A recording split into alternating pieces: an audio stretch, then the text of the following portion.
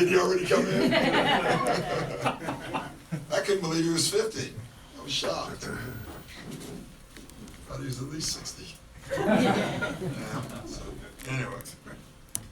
Doc, if Kawhi isn't going to play tonight, does this increase the anxiety level of you and the team to see he and Paul on the floor?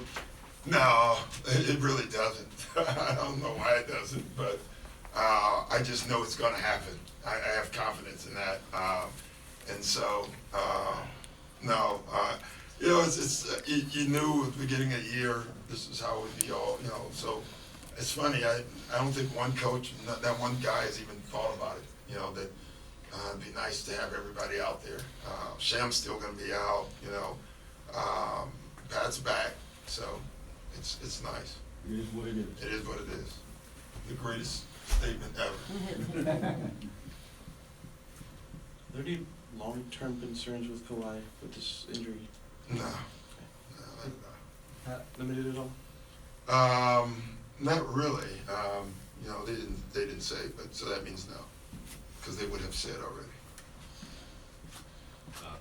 Doc, given who Paul is, I think you make that trade 10 out of 10 times, but how difficult was it to trade Shea after the season he had last season and seeing how he's been playing? Yeah, it was tough because he's such a great kid, obviously it's the price of doing business in the NBA, and it's a trade you have to do, right? But, as excited as I was, when we knew that the whole deal was going through, when they, when Lawrence told me that Shea name was still in it, I was, you were sad, you're disappointed, because he's such a good kid. I think he's going to be a superstar. I said that last year, so I'm not, breaking news here. But you rarely get a kid that's such a good person, easy to coach, wants to get better. For me, those are the guys that give you life, in coaching. There's times when you want to just quit, retire, go home. Then there's times you want to coach forever. And guys like Shea allow that, and it was really nice coaching. Hey, Coach, right here in the back. Can you give us a scouting report on Danilo Gallinari and kind of what do you talk to your teammates? You mean you guys don't know? What were you doing last year?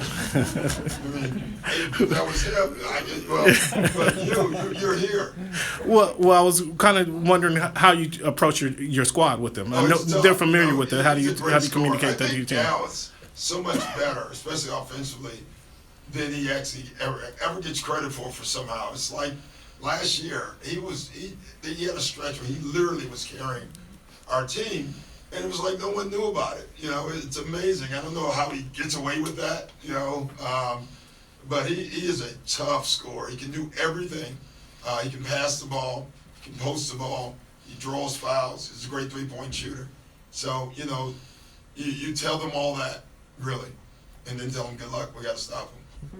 Thanks, Coach. Doc, over here to your right. What were your points of emphasis in terms of Shea's development in his first year? Because Billy and even Chris Paul have talked not so much about the offense, but some of the other things he does and wanting him to be contributing in a lot of different areas. Well, early on I thought, surprisingly he was a really good defensive player. And then he kind of took a tailspin, and then he came back up towards the end of the year. And so that was one, because he's so long. He should be able to switch 1 through 3 at some point. Once he eats, maybe 1 through 4, in his career, and he can score. He's more of a scorer than a point guard, in some ways. That's why I think it really fits him playing with a point guard every day, but still be able to make everybody better as you're scoring. That was what we worked with him the most, being able to score and see the floor at the same time. That's what separates you when you can do both. Doc, Tom Thibodeau's been at some practices. Yeah. What's it like to have him around the young guys? Gotta get him out of here. What's it like having him around the young guys, and is he as vocal at your practices as he is when he was a coach? No, he's nowhere near that. He's great. He just, he comes in and, You know, we just kind of hang out. He comes to the practices. He sits in the meetings. You know, he just kind of is a, you know, guy that just kind of sits back and listens. And if he hears something that he wants to add in, he does. During practices, he didn't say anything. He just waits, and you know. And then after practice, we talk, and he'll tell me what he saw. So it's great to have around. You know. Doc, back to Kawhi, is it possible we'll see him on Wednesday? Is this a day-to-day thing? Or Yeah, it's just day to day. You know, he was very close to playing today. You know, so it's very possible. It's very possible today that he was going to play. So. Doc, on Tibbs, does he provide any perspective on this whole like resting playing debate? He does actually. I'm not going to share, but he does. No, he loves what we're doing. Like he sees all the. We have so many guys that work in what I call downstairs, you know, and that's the guys who touch our players. And he's been really impressed with it. He's like, wow, this is good, you know. He has said in a couple of load management meetings, which I thought it would be good for him to just hear all the lingo and the talk, and he loved it. So. You guys have some vets on your team that don't impress easily, like Lou and Pat, but Shea seemed to get those guys' attention really kind of early. Yeah. Trust. How did he do that? What stood out about the way he interacted and got those guys? By kicking their butt in practice. That's the only way you get any. Like, there's no, hey, I'll take you to dinner. Will I impress you? Thing in the NBA, you have to play well. You really do. There's no secrets to it. And I thought what Shea did was in training camp. He was a rookie until the practice started, and then he went after it. And I thought his play is what impressed them. You know, they see it. That's the only way you're going to get the attention of a veteran, and that's what he did. Doc, you've talked about how difficult it was to kind of pull the plug on the Chris, Blake, and DJ era. I was wondering if you could kind of empathize with what Houston was, their decision this summer with Chris and Russell, and what you thought of that trade. Well, I don't know what I think of the trade enough because I'm not, that had to be hard, because, they put that team together and they to win. Chris doesn't get injured, maybe. You can never say would have, maybe. Then the following year, obviously last year it didn't work and they made changes. So all those are tough, but you have to be honest with yourself at the same time. Can this group win it? And once you think no, then you got to make changes. And that's what we did, obviously, and that's what Houston did. Doc, there are a lot of people who follow the Thunder who are a little anxious about when Shea's going to get the opportunity to be like the primary ball handler. Yeah. And his usage is going to go up. But what value do you see? I like him role? better now, Okay. personally. I think playing with Chris can't ever be bad. It's got to be a good thing for him. I would tell those folks to just chill, because when you watch Shea in the games, he still has the ball in his hands a lot, but he didn't have to do the responsibility to bring the ball up the floor every time. It's hard, and he has a lot of time for that, and he'll have that at some point. But I do think him playing off the ball is probably good for him. We didn't have the ability to really do that. I said that all the time. I said if we could have a point guard with him, he could have been even better. Oklahoma has that. I think it'll be good for him.